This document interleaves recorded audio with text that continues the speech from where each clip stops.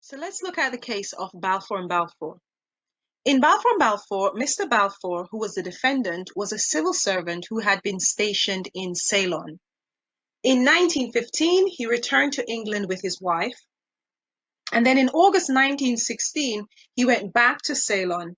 But this time, when he went back, his wife did not go because her doctor said she was too ill to go. While living in Ceylon without his wife, he wrote to her and he suggested they stay apart.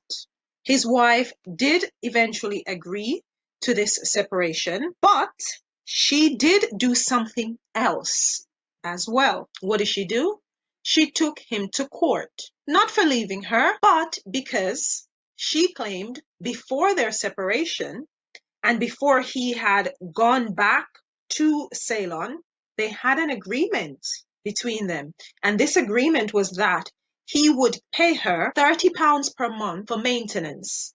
And she said he had not been doing this. Therefore, he had breached the contract that they had between them. What did she want from the court? She wanted the court to say that the man had breached the contract that they had, obviously, in order for him to then give her the money. But in English contract law, this is only possible if, firstly, a court is convinced that an agreement between parties is actually legally binding. For an agreement to be legally binding, particular elements need to be present. The first of those is an agreement between the two parties. And then the court also needs to identify that there was an intention to create legal relations. Now, what does this mean?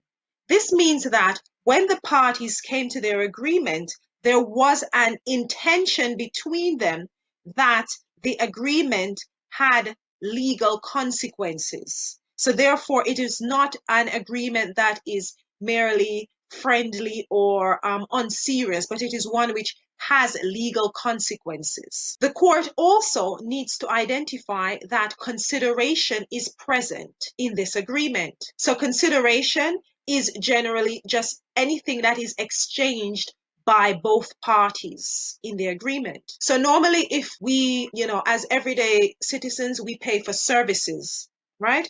When we pay for a service, the service we receive is consideration, and the money we pay for the service is consideration. What do you think the court said?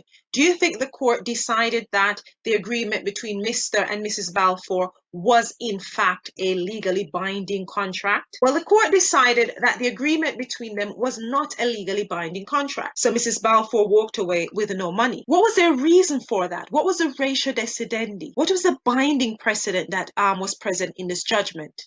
Well, the court said in this sort of situation, it was assumed the parties did not intend to create legal relations. One of the judges also seemed to base his decision on the wife's lack of consideration because she wasn't given anything in exchange for the £30 of maintenance that she argued she was entitled to. Then in 1970, a case with quite similar facts to Balfour and Balfour is reported.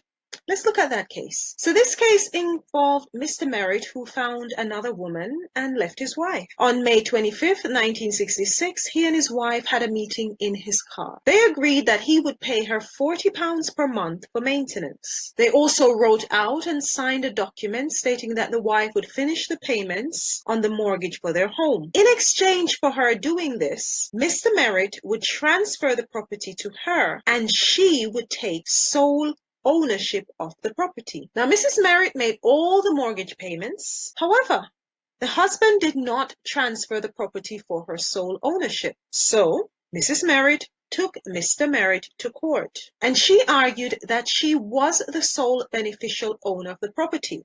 And she said she was the sole beneficial owner of the property because of the contract they had formed in his car on May 25th, 1966. But what did Mr. Merritt argue? You see, Mr. Merritt had a legal representative who knew very well that Balfour and Balfour had set precedent that Mr. Merritt could likely rely upon and succeed. Because this is what Mr. Merritt argued. He argued that they did not have a legally binding contract because the agreement was a family agreement.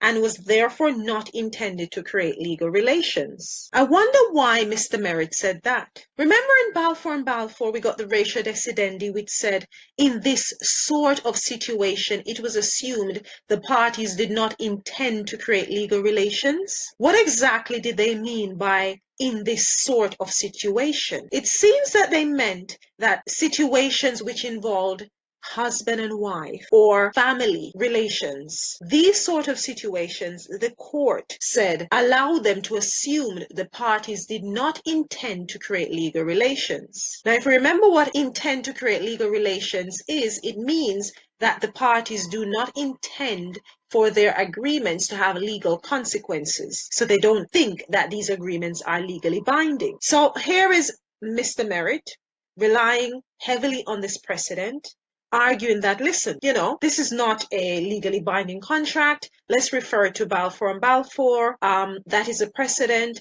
passed by the Court of Appeal in 1919. But what does the court do? What do they say to Mr. Merritt? The court decides that the contract in Merritt and Merritt was enforceable. So this is different to Balfour and Balfour. So how did the court reach that decision if the precedent in question was Balfour and Balfour? Well, you see, the courts used this technique. They distinguished between Merritt and Balfour and Balfour. Remember, distinguishing means that the courts look at the facts of the precedent and the case they are deciding, and if they deem that there is sufficient difference between the one they are deciding and the precedent, they may depart from the precedent, because they're saying they're sufficiently different enough for us to not apply that precedent. And that is what they did in Merritt and Merritt. They said Merritt and Merritt was distinguished from Balfour and Balfour because they said the agreement made in Merritt and Merritt was not made when the parties were living in amity. What does that mean? In Merritt and Merritt, the parties did not make the agreement when they were loved up, remember? Mr. Merritt had already started seeing another woman, and they had to have that, I can imagine, uncomfortable conversation in their car on May 25th, 1966, following his decision to start seeing another woman. Whereas in Balfour and Balfour, their contract was formed when Mr. and Mrs. Balfour were supposedly still living in amity, still together, still in love. So the court decided that this difference in the relationship in both cases allowed them to distinguish between the two cases. So they did not follow the precedent set in Balfour and Balfour. They departed from that in Merritt and Merritt. So now you have a clearer understanding of what distinguishing means and how it works in practice.